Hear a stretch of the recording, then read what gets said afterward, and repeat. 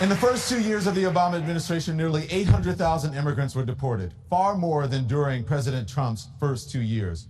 Would the higher deportation rates resume if you're president? Absolutely not, number one. Number two, everything landed on the president's desk but locusts.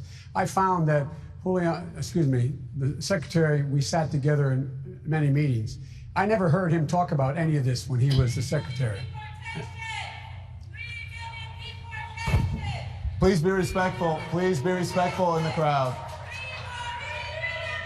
Please continue, Mr. Vice President.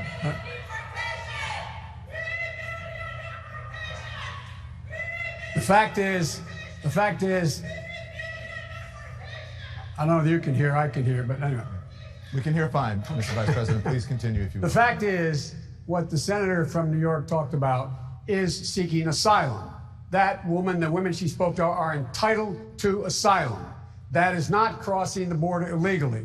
What we should do is flood the zone to make sure we have people to make those decisions quickly. With regard to the secretary's point, I already proposed and passed $750 million for Guatemala, El Salvador, and Honduras to be able to change the circumstance why people fled in the first place. In addition to that, we're in a circumstance where if, in fact, you say you can just cross the border, what do you say to all those people around the world who, in fact, want the same thing to come to the United States and make their case, but they don't, that they have to wait in line?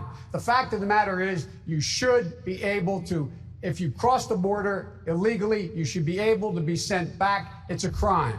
It's a crime, and it's not one that, in fact... Thank you, Mr. Vice President. Secretary Castro, please respond. First of all, Mr. Vice President, it looks like one of us has learned the lessons of the past and one of us hasn't. Let me begin by telling you, let me just start out by answering that question. My immigration plan would also fix the broken legal immigration system because we do have a problem with that. Secondly, the only way that we're going to guarantee that these kinds of family separations don't happen in the future is that we need to repeal this law. There's still going to be consequences if somebody crosses the border. It's a civil action.